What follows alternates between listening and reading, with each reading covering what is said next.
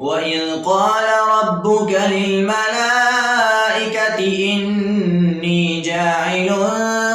في الأرض خليفة قالوا أتجعل فيها من يفسد فيها ويسفك الدماء ونحن نسبح بحمدك ونقدس لك قال إني أعلم ما لا تعلمون وعلم آدم الأسماء كلها ثم عرضهم على الملائكة فقال أنبئوني بأسماء هؤلاء إن كنتم صادقين قالوا سبحانك لا علم لنا إلا ما علمتنا إنك أنت العليم الحكيم قال يا آدم أنبئهم بأسمائهم فلما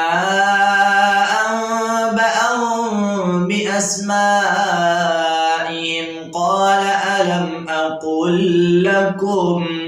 قال ألم أقل لكم إني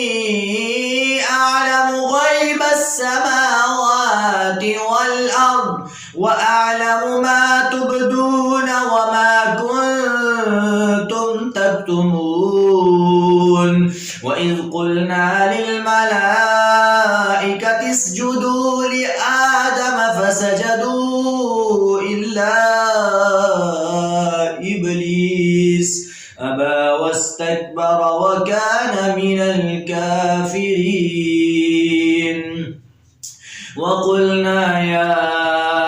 آدم اسكن أنت وزوجك الجنة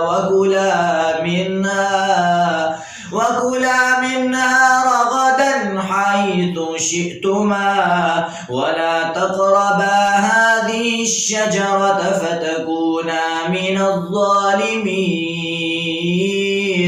فأزلهما الشيطان عنها فأخرجهما مما كانا فيه وقلنا اهبطوا بعضكم لبعض عدو ولكم في الأرض مستقر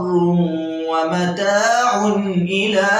حين فتلقى آدم من ربه كلمات فتاب عليه إنه هو التواب الرحيم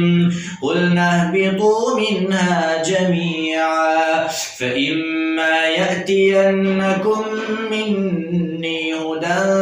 فمن تبع هداي فلا خوف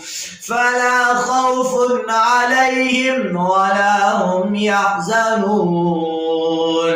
والذين كفروا وكذبوا بآياتنا أولئك